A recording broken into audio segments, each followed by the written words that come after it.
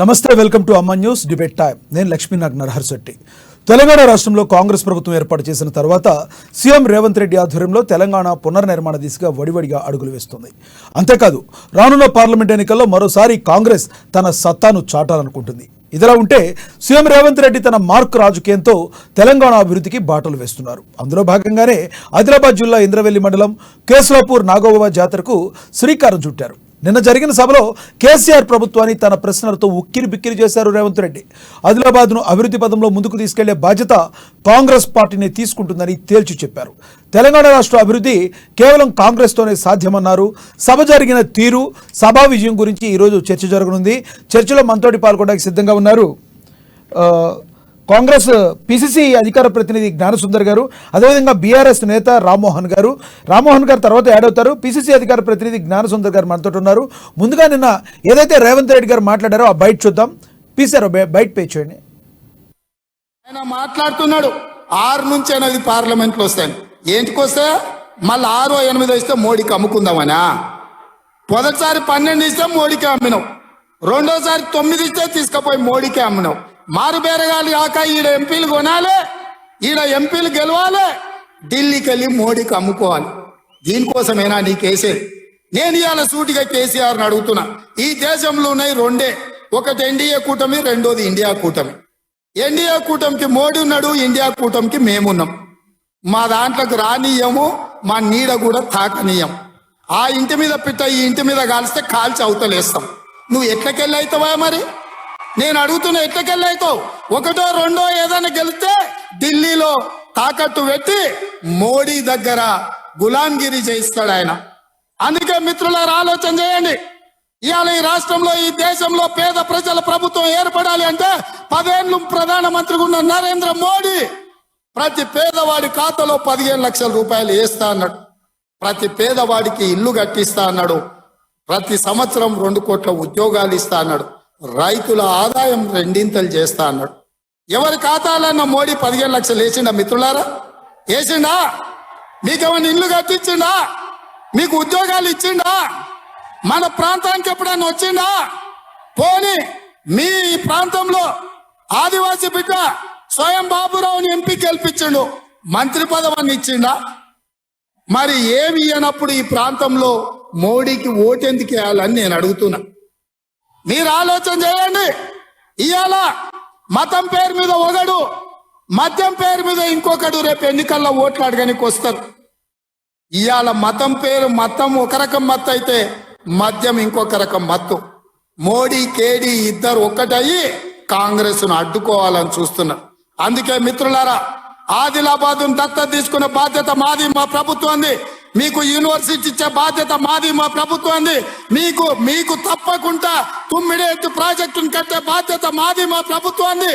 తప్పకుండా సదర్బాట్ పూర్తి చేసే బాధ్యత మాది, మా ప్రభుత్వాన్ని. కుప్తి ప్రాజెక్టును పూర్తి చేసే బాధ్యత మాది, మా ప్రభుత్వాన్ని. కడెం ప్రాజెక్టును మరమ్మతులు చేసే బాధ్యత మాది, మా ప్రభుత్వాన్ని. తండాలలో, గూడాలలో, మారుమూల పల్లెల్లో ప్రతి తండాకు గూడానికి రోడ్లు వేసే బాధ్యత మాది. తాగునీళ్ళు ఇచ్చే బాధ్యత మాది. పేదోళ్ళ పిల్లలకు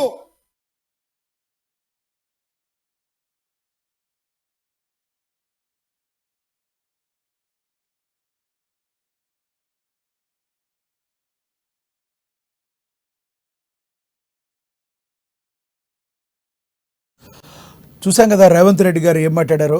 ఇప్పుడు జ్ఞానసుందర్ గారు, మొదటిగా మీరు చెప్పండి, నిన్న జరిగిన సభ ఎంతవరకు విజయం సాధించిందంటారు? ఎలా అంటారు? విజయవంతమైంది.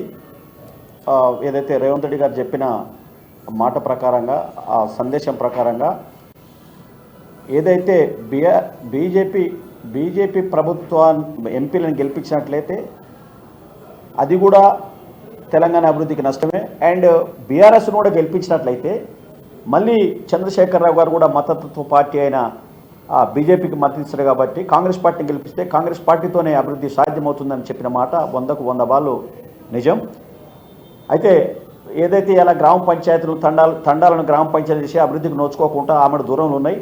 కాంగ్రెస్ పార్టీ ప్రభుత్వం వస్తే ప్రభుత్వంలో ఏదైతే రేవంత్ రెడ్డి గారు ఆదిలాబాద్ను దత్తత తీసుకున్నాడో, డెఫినెట్గా ఆదిలాబాద్ను డెవలప్ గ్రామాలు కానీ ఆ తండాలను కానీ డెవలప్ చేసే ఆ గూడెలు కానీ అన్నింటినీ కూడా అడవి ప్రాంతాల్లో దగ్గరలో ఉన్న గూడెలను కూడా డెవలప్ చేసే బాధ్యత మా ప్రభుత్వం తీసుకుంటుందని చెప్పి రేవంత్ రెడ్డి గారు చెప్పడం అవుతుందో ఒక మాట అంటే రేవంత్ రెడ్డి గారు అది చట్టం అన్నట్టే ఆ రీతిగా డెవలప్ చేసేందుకు వారు చెప్పిన మాట సాధ్యమవుతుందో అది చేసి తీరుతుంది. కాబట్టి ఆ ప్రాంతంలో ఉండమైన ఎంపీ సీట్లను తప్పకుండా కాంగ్రెస్ పార్టీని గెలిపిస్తే ఆ ప్రజలకు ఉపయోగపడుతుందనే మాట నేను కూడా చెప్తా ఉన్నాను.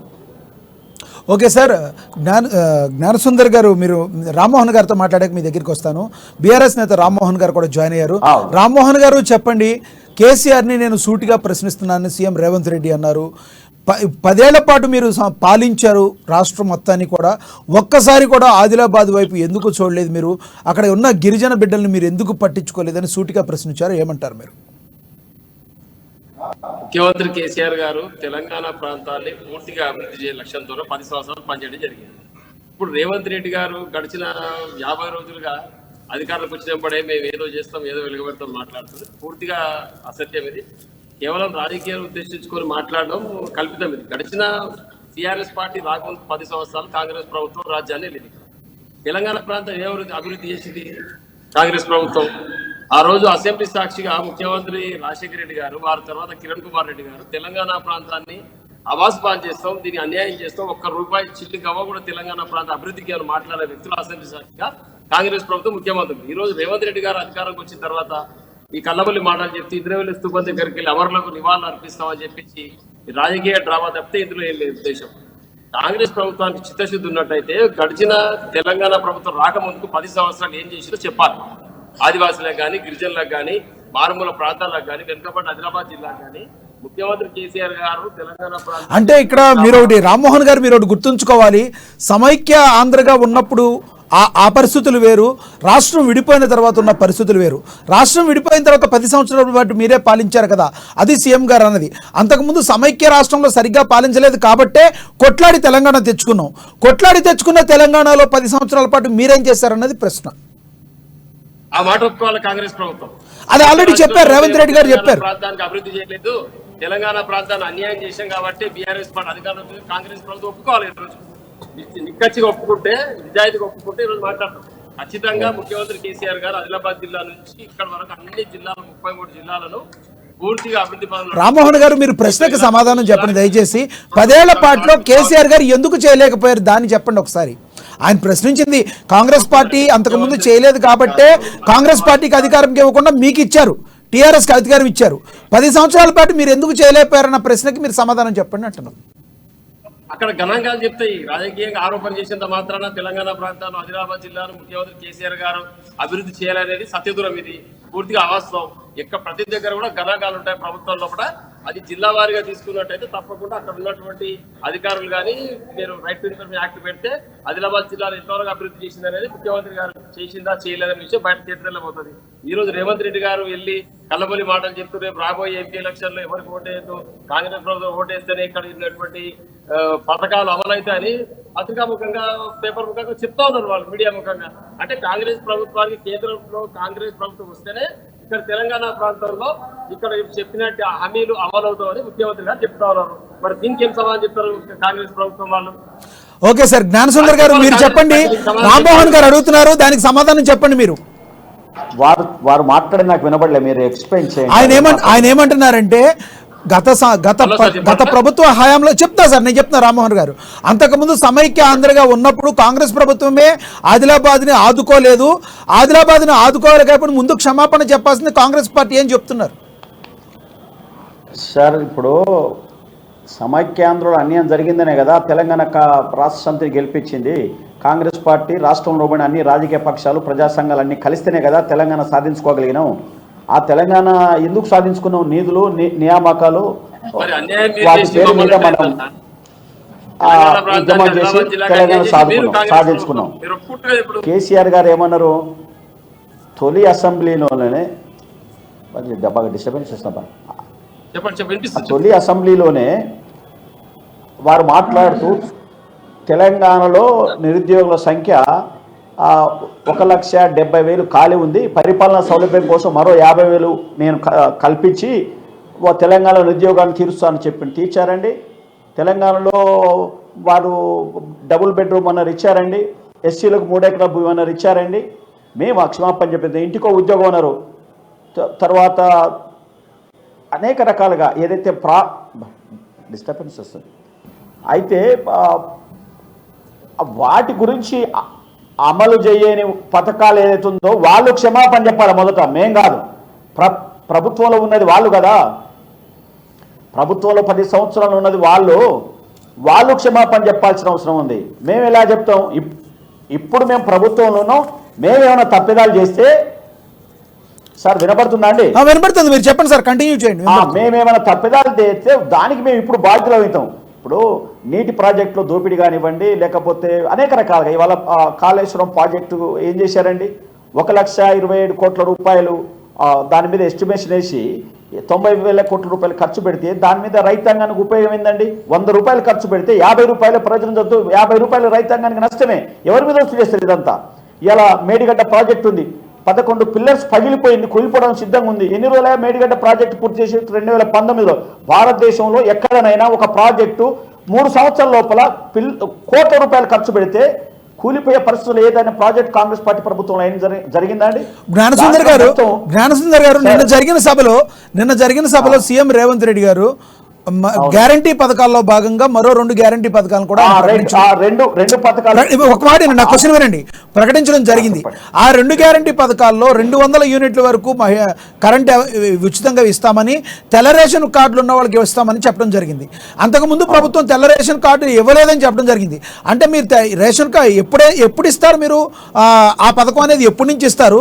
తెల్ల రేషన్ కార్డులు మరి ప్రభుత్వం ఇంకా ఇవ్వలేదు కదా, మరి ఎప్పటి నుంచి ఇస్తారనే ప్రశ్న ప్రజల్లో ఉంది. దీనికి కొంచెం క్లారిటీ ఇస్తారా మీ పార్టీ నుంచి?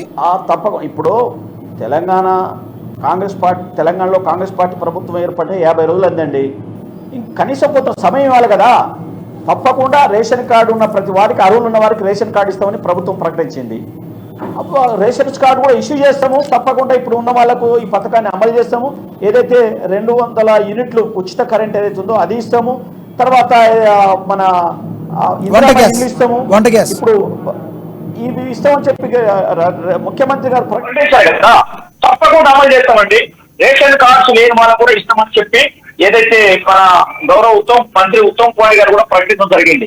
ఎవరికి పథకాలు అర్హులు ఉన్న వాళ్ళందరికీ కూడా అందిస్తాము. ఇప్పటికే ఉచిత బస్సు జరుగుతూ ఉంది, 10 లక్షల రూపాయల ఆరోగ్య పథకం అమలు అవుతా ఉంది. ఈ 2 పథకాలు కూడా తప్పకుండా అమలు చేసి తీరుతామండి. సమయం కావాలి కదా, ఒక 100 రోజులనే గడవలేదు కదా, సమయానికి అవసరం ఉందండి. దీనికి సమాధానం రామ్మోహన్ గారు చెప్తారు. రామ్మోహన్ గారు జ్ఞానసుందర్ గారు అనేది ఏంటంటే, మా ప్రభుత్వం వచ్చి 50 నుంచి 55 రోజులు అయ్యింది, కొంత సమయం కూడా ఇవ్వకుండా ఈ రకంగా చెప్పడం కరెక్ట్ కాదు, మేము కంపల్సరీ చేస్తాం, చిత్తశుద్ధితో ఉన్నామని చెప్తున్నారు. డిసెంబర్ 9 తర్వాత రైతు ఏదైతే రుణమాఫీ ఉందో 9వ తారీఖున రైతు రుణమాఫీ చేస్తామని ఎవరైతే రేవంత్ రెడ్డి గారు చెప్పారా లేదా? పత్రికాముఖంగా, టీవీ ముఖంగా ఎందుకు చేస్తలేరు ఈ రోజు? మరి సార్ ఒక్క మాట రామ్మోహన్ గారు, మీరు అడిగిన ప్రశ్నకి రామ్మోహన్ గారు మీరు సూటిగా అడిగిన ప్రశ్నకు ఒక మాట అడుగుతాను, మీరు సమాధానం చెప్పాలి దీనికి. ఇది నేను అడిగేది కాదు, ప్రజలు అడిగేది. అన్న మాట ప్రకారం కేసీఆర్ గారు అన్ని చేశారా? ఒక దళితుడిని సీఎం చేస్తానన్నారు కేసీఆర్ గారు, చేయగలిగారా? అంటే ప్రభుత్వం 10 సంవత్సరాల పాటు కేసీఆర్ గారు పాలించిన తర్వాత చెప్పినవి చేయలేకపోయినప్పుడు 50-60 రోజుల్లో కాంగ్రెస్ ప్రభుత్వం ఎలా చేస్తుందని వాళ్ళు అడుగుతున్నారు. దానికి సమాధానం చెప్పండి.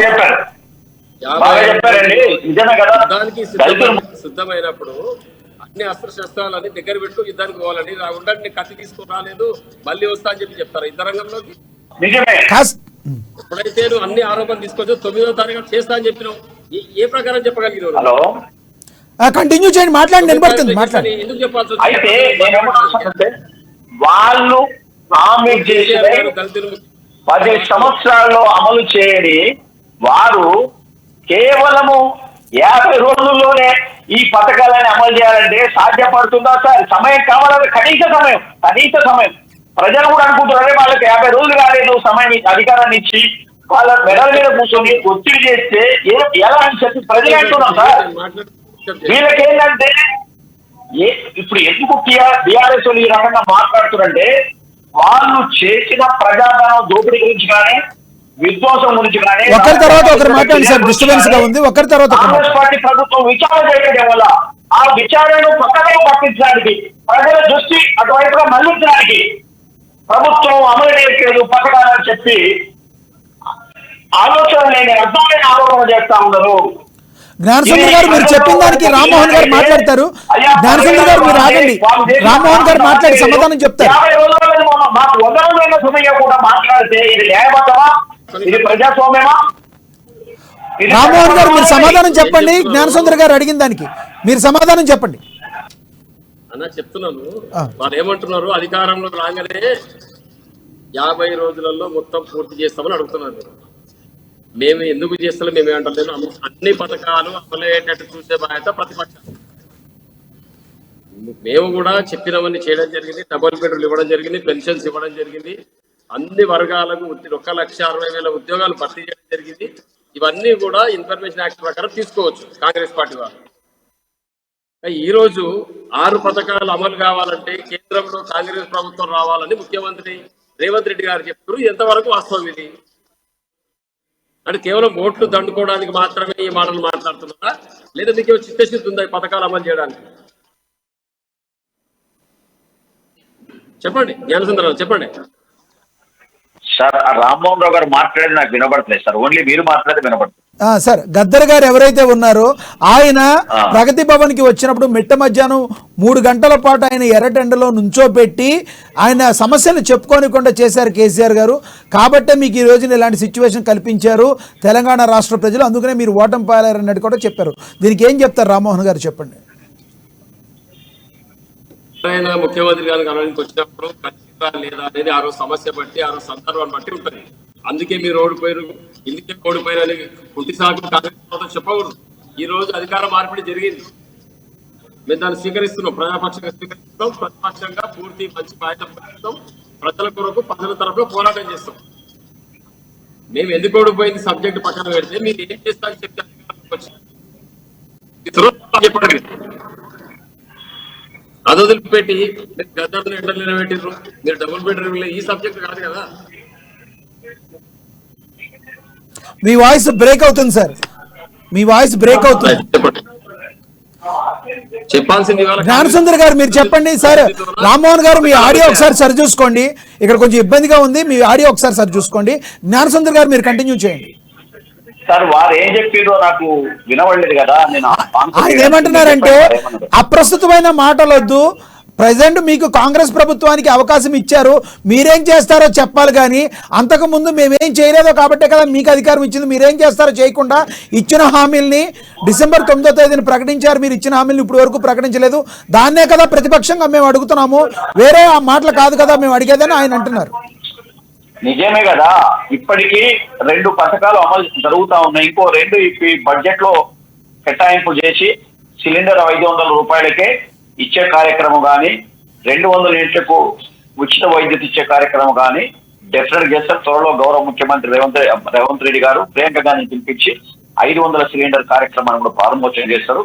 వాళ్ళు ఏం ఆందోళన చెందాల్సిన అవసరం లేదు, వాళ్ళు క్వశ్చన్ చేయాల్సిన అవసరం కూడా లేదు. డెఫినెట్ గా కాంగ్రెస్ పార్టీ ముఖ్యమంత్రి ఏదైతే ప్రకటించిందో ఎలక్షన్ లో ముందు చెప్పిన ఆ పథకాలను గ్యారెంటీలను ఖచ్చితంగా అమలు చేసి తీరుతాం. ఎందుకొరకంటే రేవంత్ రెడ్డి గారు అనే వ్యక్తి ఒక విల్ పవర్ ఉన్న లీడర్ అండి. ఆయన గవర్నమెంట్ లో ఎలక్షన్ లో జరగకముందే, పోలింగ్ జరగకముందే డిసెంబర్ 9వ తారీఖున నేను ప్రమాణ స్వీకారం చేస్తానని ప్రకటించింది, అది నెరవేరింది. అదే విధంగా ఏ రకంగా అయితే ప్రమాణ స్వీకారం ఫలానా తారీఖున చేస్తా, ఫలానా గవర్నమెంట్ దిగిపోతుంది బీఆర్ఎస్ అని ఎట్లా చెప్పిండో అదే పద్ధతుల్లో ఏదైతే పథకాలు ప్రామిస్ చేసిండో అది కూడా అమలు జరుగుతాయి, ఎవ్వరూ ఆందోళన చేయాల్సిన అవసరం లేదు. మాకు కొంత ఇప్పుడు ఈ 100 రోజులైనా సమయం ఇచ్చిన తర్వాత ప్రశ్నించండి. అప్పుడు అంటే ఆయన అనేది ఏంటంటే జ్ఞానసుందర్ గారు, రామ్మోహన్ గారు అనేది ఏంటంటే మీరు చెప్పిన మాటే కదా, మీరు ఇచ్చిన హామీనే కదా, అంతకుముందు ప్రజాక్షేత్రంలో హామీ ఇచ్చినప్పుడు తెలవదా ఇన్ని రోజుల్లో అవుద్దో అవదో అనేది, మీరు ఇచ్చిన హామీనే కదా మేము అడుగుతుందని ఆయన అంటున్నారు. అప్పుడు మీకు తెలవదా ప్రజలకు హామీ ఇచ్చినప్పుడు అంటున్నారు. మీరేం చేసి మీరు ప్రకటన మీరు చేయని విషయాన్ని కూడా మీరు జవాబు చెప్పుకోవాలి, ఎందుకు చేయలేదు. ఇప్పుడు మీరు అడిగిండు దళిత ముఖ్యమంత్రి చేస్తాను, చేయలేదు, 3 ఎకరాలు ఇస్తాను, ఇంటికో ఉద్యోగం ఇస్తాను అన్నది ఇవ్వలేదు. అసెంబ్లీలో 1 లక్ష మొట్టమొదటి అసెంబ్లీ 1,70,000 ఉద్యోగాలు ఖాళీ ఉన్నాయి, ఇంకో 50,000 అదనంగా కలిపి ఉద్యోగాలు ఇస్తాను కేసీఆర్ ఇచ్చారా? ఎవరైనా అడ్డం పడ్డారా? ఇవన్నీ కాదండి. ఒక చరిత్ర మాట్లాడుతున్నప్పుడు డెఫినెట్ గా గతాన్ని కూడా తీసుకోవాల్సి వస్తుంది. గతాన్ని తీసుకుంటే వర్తమానం మాట్లాడతాం, వర్తమానంలో భవిష్యత్తు గురించి మాట్లాడతామండి. ఓకే, రామ్మోహన్ గారు ఒక ప్రశ్న సంధిస్తున్నారు. రామ్మోహన్ గారు దానికి సమాధానం చెబుతారు కానీ మీరు రామ్మోహన్ గారు అడగండి. ఇప్పుడు దళిత ముఖ్యమంత్రిని చేస్తా అని కేసీఆర్ గారు ఫస్ట్ సారి చెప్పినప్పుడు అధికారం వచ్చింది. ముఖ్యమంత్రి కేసీఆర్ అయిన తర్వాత ప్రజలు మళ్ళీ రెండోసారి అధికారం ఇచ్చి కేసీఆర్ గారు రెండోసారి ముఖ్యమంత్రి చేశారు అన్నప్పుడు ప్రజలు ఆ విషయాన్ని ఆమోదించినట్లే కదా. మళ్ళీ దళిత ముఖ్యమంత్రి ఎందుకు మాట్లాడతారు? ఆ విషయం పక్కకు పెట్టండి, అభివృద్ధి గురించి మాట్లాడండి. 1,60,000 ఉద్యోగాలు భర్తీ చేయడం జరిగింది తెలంగాణ ప్రభుత్వం 10 సంవత్సరాల కూడా. ఇప్పుడు రేవంత్ రెడ్డి గారు ఏమంటారు? 6 సంవత్సరానికి 2 కోట్ల ఉద్యోగాలు భర్తీ చేస్తామని చెప్పారు. అంటే ఇప్పుడు మీరు 6 పథకాలు అమలు చేయరు, కేంద్రంలో కాంగ్రెస్ ప్రభుత్వం అధికారంలో రాదు, 2 మాత్రం జరగవు ఇక. అంతేనంటారా? జ్ఞానసుందర్ గారు ఆయన ఏమంటారంటే, మీరు కేంద్రంలోకి వచ్చిన తర్వాత చేస్తామన్న మాటని అబ్జెక్షన్ చెప్తున్నారు రామ్మోహన్ గారు. మీరు 6 పథకాలు అమలు చేయాలంటే కేంద్రంలో మేము ఉండాలి అనే మాటను మీరు మాట్లాడతాన్ని ఆయన అబ్జెక్ట్ చేస్తున్నారు. దాన్ని ఏం చెప్తారు మీరు దానికి? నిన్న చెప్పి మా రేవంత్ రెడ్డి గారు చెప్పారా నిన్న మీటింగ్ లో కేంద్రంలో మేము అధికారానికి వచ్చిన తర్వాత చేస్తామని చెప్పి? కాకపోతే అత్యధికంగా అభివృద్ధి చేసుకోవడానికి అవకాశం ఉంటుందని చెప్పారే తప్ప కేంద్రంలో మేము అధికారానికి వస్తేనే మేము ఇచ్చిన 6 గ్యారెంటీలు అమలు చేస్తామని ఎక్కడ చెప్పామండి? ఏమైనా రికార్డు ఉందా మీ దగ్గర? వీడియో పంపిస్తా చూడండి అన్న. రేవంత్ రెడ్డి గారు ఏం మాట్లాడారు? ఆయన వీడియో పంపిస్తాం మా దగ్గర. అంతకు ముందు మాట్లాడారు, మీ మంత్రులు కూడా మాట్లాడారు, ఆ వీడియోస్ మా దగ్గర ఉన్నాయని అంటున్నారు ఆయన. ఒకవేళ ఉంటే పంపించండి, పరిశీలిద్దాము. మీరు అబ్జర్వ్ చేయండి, మీరు పరిశీలన చేయండి. మీరేం చెప్తారు చెప్పండి. అలా కాదు, మీ మాటగా ఒక అధికార ప్రతినిధిగా మీరేం చెప్తారు? 6 గ్యారెంటీల అమలు గురించి మీరేం చెప్తారు అధికార ప్రతినిధిగా? గ్యారెంటీలను కేంద్రంలో కాంగ్రెస్ పార్టీ వస్తుందా రాదా అది దానికి సంబంధం లేదండి. తప్పకుండా రాష్ట్ర ప్రభుత్వం ప్రకటించిన 6 గ్యారెంటీలు గౌరవ ముఖ్యమంత్రి రేవంత్ రెడ్డి గారు అమలు చేసి తీరుతారు. ఇప్పటికే నిన్ననే నర్సింగ్ ఉద్యోగాలు మీరు ఆగస్టు 2వ తారీఖు నాడు 23లో టెస్ట్ పెట్టి నిద్రపోయి సోయి కట్టుకుంటే ముఖ్యమంత్రి గారు వెంటనే వాళ్ళ సర్వీస్ దెబ్బతింటారనే ఆలోచనతో ఇమీడియట్ గా వాళ్ళను 7,000 ఉద్యోగాలకు వాళ్ళకు నియామకాలు ఇచ్చారండి. ఆగస్టులో ఎగ్జామ్ జరిగితే సెప్టెంబర్, అక్టోబర్, నవంబర్ దాకా ఏం చేసినండి? ఆ నిరుద్యోగులకు సర్వీస్ కలిసి వచ్చు కదా, వాళ్ళకు నెల జీతం వచ్చేది కదా, ఒక 2-3 నెలలు. ఇవన్నీ చేయకుండా ఇలా మేము మొన్న హరీష్ రావు గారు కూడా మాట్లాడుతూ మేము చేసిన ఉద్యోగాలకు వాళ్ళు డబ్బు కొట్టుకుంటుంటే నేను ఉద్యోగాలు పరీక్షలు రాసినాక ఫలితాలు ఇచ్చి వాళ్ళను నియామకాలు చేయొద్దని అన్నారా? మీకు అడ్డం పడ్డారంటే ఇవన్నీ మీరు బాధ్యరహితంగా కేవలము కేసీఆర్ గారి కుటుంబంలో ఆ గాలి కోయిలు పెడితే ఆ కుటుంబ సభ్యులు పెట్టడం వల్ల మంత్రులు లేరు, అధికారులు లేరు. జ్ఞానసుందర్ గారు మీరు ఆగండి. రామ్మోహన్ గారు ఏదో మాట్లాడుతున్నారు, మీతో మాట్లాడుతారు. రామ్మోహన్ గారు సమాధానం చెప్పండి. జ్ఞానసుందర్ గారు ఒక్క నిమిషం ఆగండి. చెప్పండి రామ్మోహన్ గారు. ఇప్పుడు కాంగ్రెస్ ముఖ్యమంత్రి రేవంత్ రెడ్డి గారు క్లియర్ గా చెప్తున్నారు, ఇక తెలంగాణ ప్రాంతంలో హామీలు అమలు కావాలంటే కేంద్రంలో కాంగ్రెస్ ప్రభుత్వం రావాలి. ఇన్ని రోజులు భారతీయ జనతా పార్టీ కేంద్ర ప్రభుత్వం ఉండగా కేసీఆర్ ముఖ్యమంత్రి గారు ఉండగా ఏం తీసుకురాలేదు. కాబట్టి మేమే కేంద్రంలో ఆర్థిక విధ్వంసం జరిగిందండి.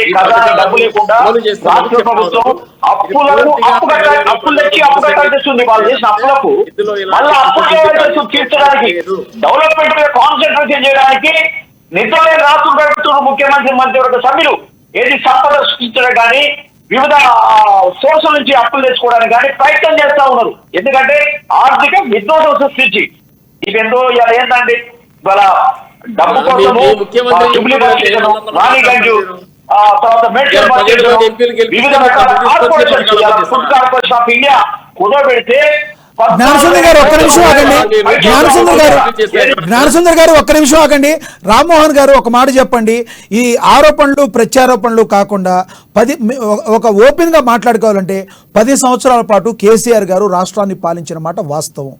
దీనిలో ఆదిలాబాద్ జిల్లా సమైక్య ఆంధ్రగా ఉన్నప్పుడు కూడా ఎంతో వెనుకబడి ఉందిగా అందరికీ తెలుసు.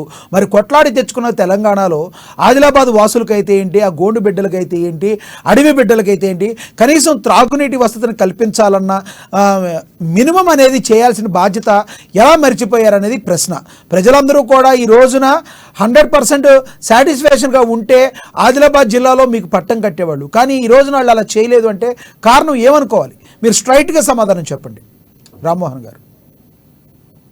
ముఖ్యమంత్రి గారు రేవంత్ రెడ్డి గారి నాయకత్వంలో తెలంగాణ ప్రజలు వెనుకబడ్డది అభివృద్ధి చేసుకోవాలి, స్వయం పరిపాలన తీసుకురావాలనే ఉద్దేశంతో పోరాటం చేసి తెలంగాణ రాష్ట్రం సాధించింది. ఇది వాస్తవం. అయితే అమలు పథకాల అమలు లోపల అభివృద్ధి లోపల ఒక జిల్లా ముందు ఒక జిల్లా అక్కడ నుంచి జోగురామన్న గారు ప్రాతినిధ్యం వహిస్తున్న మంత్రికి అవకాశం ఇచ్చే వారికి ఆ ప్రాంతాన్ని కూడా శోధికంగా అభివృద్ధి చేయడం జరిగింది. ఇంకా మీరంటే కొన్ని విషయాలు ఇంకా కొన్ని మర్చిపోవచ్చు. అంత మాత్రాన తెలంగాణ ప్రాంతాన్ని ఆదిలాబాద్ జిల్లాను ముఖ్యమంత్రి గారు అభివృద్ధి చేయలేదు. ఇంకోటి కూడా అన్నారు రేవంత్ రెడ్డి గారు, రామ్మోహన్ గారు ఇంకోటి కూడా అన్నారు రేవంత్ రెడ్డి గారు, ఎందుకంటే మీ ఆదివాసీ బిడ్డ అయిన సోయం బాపురావుకి ఎంపీగా పోటీ చేసినప్పుడు కనీసం మంత్రి పదవి ఇవ్వలేదని చెప్పారు. ఆయనకి ఇచ్చుంటే ఆ రోజున ఆదిలాబాద్ని ఆయన డెవలప్ చేసుకున్నారని కూడా నిండు సభలో మాట్లాడటం జరిగింది. దాని గురించి కూడా చెప్పండి, ఏమంటారు? ఇప్పుడు రాజకీయంలో 190 ఈక్వేషన్స్ ఉంటాయి. ఆ ఈక్వేషన్ ప్రకారం ఎవరికి మంత్రి పదవి కానీ, ఎవరికి ఎమ్మెల్సీ ఇవ్వాలి, ఎవరికి MLA corporation chairman party polit bureau నిర్ణయిస్తాయి. టీఆర్ఎస్ పొలిట్ బ్యూరో విషయాలు రేవంత్ రెడ్డి గారు చెప్తే ఎట్లాంటి అలా అద్దెకి దయాకర్ పరిస్థితి కాంగ్రెస్ ప్రభుత్వంలో మరి ఏం చేసి దయాకర్ గారికి ఏం చేశారు? వీళ్ళు ఒక దళితుడు, వెనుకబడ్డ వ్యక్తి, పోరాటం చేసే వ్యక్తి, కాంగ్రెస్ పార్టీ అధికారానికి కృషి చేసే వ్యక్తి, ఆయనకి ఈ రోజు వరకు బాధ్యత లేదు. మరి ఏం చెప్తారు రేవంత్ రెడ్డి గారు? ఏం చెప్తారు సమాధానం దాన్ని? కాబట్టి రాజకీయ ఆరోపణ పక్కన పెట్టి అభివృద్ధి పైన మాట్లాడితే మనం ఎవరు మాట్లాడుతుంటే అవకాశం ఉంది. వారికి ఎంపీ ఇవ్వలేదు, వీరికి మంత్రి పదవి ఇవ్వలేదు, ఏ పార్టీ సంస్థాగత విషయాలు వాళ్ళ ఆర్గనైజేషన్ ఈక్వేషన్స్ బట్టి వాళ్ళు పోస్టులు ఇవ్వడం జరుగుతుంది. దానికి టీఆర్ఎస్ పార్టీ సంబంధించిన విషయాలు కాంగ్రెస్ పార్టీ మాట్లాడదు. అభివృద్ధి పైన పరిపాలన పైన మాట్లాడాలి. ఓకే, జ్ఞానసుందర్ గారు ఆయన ఏమంటారంటే అభివృద్ధి మీద మీరు కరెక్ట్గా పెట్టాలి కానీ ఫోకస్, అంతేగాని అంతకుముందు సరిగ్గా పాలించలేదు అన్న దాని మీద కాకుండా మీరు అభివృద్ధి ఏం చేస్తారు, మీరిచ్చిన హామీ గురించి కరెక్ట్గా ప్రజలకు ఇవ్వాలి, మీరు ఇవ్వకపోతే ప్రతిపక్షంగా మేము కంపల్సరీ ప్రశ్నిస్తామని చెప్పి అంటున్నారు. వెల్కమ్, ప్రశ్నించాల్సిందే. ఎందుకు అంటే ఒకటే సార్, మీరు ఒక చరిత్ర గురించి మాట్లాడాలనుకున్నప్పుడు, ఒక సత్యావిష్కరణ చేయాలనుకున్నప్పుడు తప్పకుండా వర్తమానంలో ఉన్న మనం గతాన్ని కూడా మాట్లాడుకోవచ్చు. గతంలో వర్తమానంలో ఉన్న మనం భవిష్యత్తు గురించి కూడా, భవిష్యత్తు మాట్లాడాలంటే డెఫినెట్ గా వర్తమానంలో ఉండాలి. వర్తమానంలో మనం గతాన్ని కూడా సమీక్షించుకోవాల్సిన అవసరం ఉంది. అయినప్పటికీ కూడా మేమేమంటున్నాం అంటే 100% మేము ఇచ్చిన వాగ్దానాలు అమలు చేస్తాము అనే మాట గంట పదంగా చెప్తామన్నాము. దాంట్లో రెండో ఆలోచన చేయాల్సిన అవసరం లేదు. మేము అమలు చేయనాడు కదా మీకు అవకాశం ఇచ్చేది ప్రశ్నించడానికి.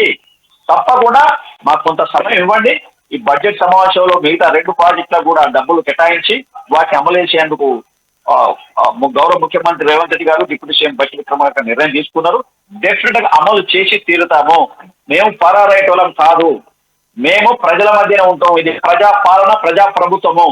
ప్రతిదీ పారదర్శకంగా, ఏ ప్రభుత్వంలో ఇలా నేడేం చేస్తుంది, గతంలో ఏం చేసింది, రెండింటిని బేరేజ్ వేసుకుని ప్రజలకు బాధ్యత వహించేది కాంగ్రెస్ పార్టీ ప్రభుత్వం మాట చెప్తా ఉన్నాను. ఎందుకొరకంటే మొదట గతంలో మనం అందరం కూడా ఏమనుకున్నామంటే ఈ ప్రభుత్వం ఓన్లీ 1,00,000 కోట్లు 2 లక్షల కోట్లు అప్పు చేసింది అనుకున్నాం. కానీ పూర్తిగా దాని మీద సమగ్రంగా లోతుగా పరిశీలన చేసిన తర్వాత 7 లక్షల కోట్ల రూపాయలు అప్పున్నప్పుడు అగాధంగా బెంబెలెత్తిపోయారు. అరే ఈ అప్పు ఎట్లా తీర్చేదనే దాని మీద. ఆ అప్పు వీళ్ళు చేసిన ఆర్థిక విధ్వంసాన్ని పూడ్చిపెట్టుకోవాలి. మళ్ళీ ప్రభుత్వాన్ని అభివృద్ధి పథకంలో నడిపించాలంటే ఆనాడు బీఆర్ఎస్ ప్రభుత్వం వ్యతిరేకంగా నిర్దలీయ యుద్ధం చేసిండు. ఇవాళ ప్రభుత్వాన్ని అభివృద్ధి పథకంలో నడపడానికి కూడా మీ దగ్గరికి నేను మళ్ళీ వస్తాను. రామ్మోహన్ గారు చెప్పండి, ఆదిలాబాద్కి రావాల్సిన మిషన్ భగీరథ కిందకి రావాల్సిన దాదాపు 40,000 కోట్ల రూపాయలు రాష్ట్ర ప్రభుత్వం బుట్టదాఖలు చేసింది. అంతకుముందు పాలించిన రాష్ట్ర ప్రభుత్వం అవి సరిగ్గా వచ్చుంటే సాగునీటికి సంబంధించిన అవసరాలన్నీ తీరేయి, అదేవిధంగా అందరికీ ఇంటింటికి నీరు చేరేది. దాదాపు 40,000 కోట్ల రూపాయలు ప్రభుత్వ వర్గం మొత్తం కూడా తినేశారని సభాముఖంగా ఆరోపించడం జరిగింది. దీని గురించి డైరెక్ట్గా ఏమని చెప్తారో చెప్పండి మీరు. నేను ఒకటే చెప్తానండి, మిషన్ భగీరథ అన్ని జిల్లాల్లో అమలైంది. కాంట్రాక్టర్ డబ్బులు ఇచ్చిరా ఇవ్వలేదా, ఏ దశలో ఆగిపోయింది, చివరి దశలో ఆగిపోయింది అనేది మనం చూడాలి. రాజకీయ ఆరోపణలు చేసి మిషన్ భగీరథ రాష్ట్రంలో అన్ని గ్రామాలకు వీధి ఇంటికి మిషన్ భగీరథ కేసీఆర్ కుటుంబానికి ఆ మంత్రులకు అధికారులకు జ్ఞానసుందర్ గారు ఆగండి, ఒక్క నిమిషం ఆగండి. రామ్మోహన్ గారు మాట్లాడండి, మీ దగ్గరికి మళ్ళీ వస్తాను. రామ్మోహన్ గారు మాట్లాడినండి, చెప్పండి సార్. నేను చెప్తున్నా వినండి. ఇప్పుడు ఎప్పుడైతే కాంగ్రెస్ ప్రభుత్వం అధికారంలోకి వచ్చిందో 6 హామీలు మేనిఫెస్టోలో పెట్టి ప్రకటించినప్పుడు మరి దాన్ని క్యాలిక్యులేషన్ చేసుకోరండి. జనాలు ఎంతమంది, కుటుంబాలు ఎంతమంది, మహిళలు ఎంతమంది, ఈ డబ్బులు తేవాలంటే ఎక్కడి నుంచి బడ్జెట్ ఉంది, ఎక్కడి నుంచి మనకు రిసోర్సెస్ ఉన్నాయి అవి చూసుకోకుండా సార్ మీరు ఈ క్వశ్చన్ అడిగితే, రామ్మోహన్ గారు మీరు ఈ క్వశ్చన్ అడిగితే డబుల్ బెడ్రూమ్ ఇల్లు ఎన్ని ఇవ్వాలి, దళిత బంధు ఎన్ని ఇవ్వాలి, ఇవన్నీ క్యాల్కులేట్ చేసుకోకుండా మీరు మేనిఫెస్టోలు ఎలా లెక్కించారు, అందరికీ ఎందుకు ఇవ్వలేకపోయారని ప్రశ్న వాళ్ళు అడుగుతారు. దానికి కూడా సమాధానం చెప్పండి. దళిత బంధు అందరికి ఇవ్వలేదు, పెన్షన్లు ఇచ్చినాము, ఎవరికి ఇచ్చారు సార్? తెలంగాణ రాష్ట్రంలో ఉన్న అందరికీ కూడా మీరు ఇచ్చిన హామీలన్నీ ఇస్తే మీ ప్రభుత్వాన్ని ఎందుకు కాదని వేరే ప్రభుత్వం తెస్తారు ప్రజలు. ఇప్పుడు ముఖ్యమంత్రి కేటీఆర్ ఎవరైతే రేవంత్ రెడ్డి గారు ఉన్నారో వారు చెప్పినప్పుడు అధికారం రాకముందుకు ఏం మాట్లాడిన వాళ్ళు, మేము అధికారానికి వస్తాం, ఈ పథకాలు అమలు చేస్తామని చెప్పడం జరిగింది. చెప్పినప్పుడు మీరు బడ్జెట్ ఎట్లా నుంచి ఆలోచన చేసుకోవాలి. మరి కేవలం ఓటు కొరకు కల్లబల్లి మాటలు చెప్పి ప్రజల మైండ్ డైవర్షన్ చేసి ఈ రోజు అధికారంలోకి వచ్చి మా దగ్గర డబ్బులు లేవు, కేసీఆర్ గారు మొత్తం రాష్ట్రాన్ని అప్పుల కుప్ప చేసిపోయినని మాట్లాడితే ప్రజలు హర్షించింది. ప్రతిపక్షంగా మేము కూడా ఊరుకోం. మీరు చెప్పిన 6 హామీలు అమలయ్యే వరకు మిమ్మల్ని తరుగుతూనే ఉంటాం తప్పకుండా. ఓకే, మీరు అన్నదానికి చెప్తారు. జ్ఞానసుందర్ గారు చెప్పండి, మీరు కల్లబల్లి మాటలు చెప్పి 6 గ్యారంటీలు అమలని చెప్పి ఈ రోజున మీరు ప్రభుత్వంలోకి వచ్చారు. ఈ 6 గ్యారంటీలు మీరు అమలు చేయకపోతే మీ మీద యుద్ధం చేస్తామని చెప్పి బీఆర్ఎస్ చెప్తుందని చెప్పి ఆయన ప్రతినిధి నేత చెప్తున్నారు, బీఆర్ఎస్ నేత. మీరు చెప్పండి. తప్పకుండా వెల్కమ్ ఇట్. ఎందుకంటే మనం స్వాగతిద్దాం. మేము అమలు చేయనాడు వాళ్ళకి అవకాశం కదా, తప్పకుండా అమలు తీరుతాము. అమలు చేయనాడు ప్రజాస్వామ్యంలో వాళ్ళకున్న రైతును మేము నొక్కేయట్లేదు. ఎందుకంటే వాళ్ళు ఉద్యమాల పేరుతో తెలంగాణలో నీళ్లు ఉద్యోగాల పేరుతో అధికారంలోకి వచ్చిన వాళ్ళు మొట్టమొదట భావ స్వాతంత్ర హక్కు ఆర్టికల్ 19 ఏదైతే కల్పించిందో రాజ్యాంగంలో, దాన్ని నొక్కేసి ఇందిరా పార్క్ దగ్గర ఉన్న ధర్నా చౌకను వాళ్ళు రద్దు చేయడం జరిగింది. ఇలా మా ముఖ్యమంత్రి గారు ఏమంటుండ్రు, ఓపెన్ ధర్నాలు చేసుకునేందుకు అవకాశం కల్పించింది. ఈవెన్ అసెంబ్లీలో ప్రభుత్వానికి బీఆర్ఎస్ ప్రభుత్వానికి వ్యతిరేకంగా మాట్లాడితే సస్పెండ్ చేశారు. మా ముఖ్యమంత్రి ఏమంటుండ్రు, బీఆర్ఎస్ ఎమ్మెల్యేలు మీరు కూర్చోవాలి, మేము మాట్లాడేది వినాలని చెప్తున్నారు. మేము సస్పెండ్ చేయట్లేము, మేము ధర్నాలు చేయడం గుర్తులు నొక్కట్లేము. మేము ప్రజాస్వామ్యబద్ధంగా రాజ్యాంగం ఏం చెప్తే అమలు చేసే క్రమంలో ఉన్నాము. భయపడేది లేదు. మేము అమలు చేయనాడు ప్రశ్నించండి. రామారావు గారికి ప్రశ్నించాల్సిందిగా స్వాగతం, వెల్కమ్ చెప్తున్నాం. Thank you so much Gnanasundar గారు. అదేవిధంగా thank you so much Rammohan గారు చర్చలో పాల్గొన్నందుకు. ఇదండి ఇంద్రవెల్లి సభ సక్సెస్ అయిందని చెప్పి కాంగ్రెస్ పార్టీ చెప్తుంది. తాము ఏదైతే 6 గ్యారంటీలు ఏవైతే ఇచ్చామో ఆ ఎటువంటి పరిస్థితుల్లో కూడా 6 గ్యారంటీలు అమలు చేసి తీరుతామని చెప్పి సభాముఖంగా రేవంత్ రెడ్డి గారు హామీ ఇచ్చారని చెప్తున్నారు కాంగ్రెస్ పార్టీ నేతలైతే ఎవరైతేనండి. మరి చూద్దాం 6 గ్యారంటీల అమలు ఎన్ని సంవత్సరాల్లో అమలు అవుతుందనేది కూడా వేచి చూడాల్సిందే. ఇది వాటి స్పెషల్ డిబేట్. చూస్తూనే ఉండండి అమ్మా న్యూస్, నిజం కోసం జనం కోసం.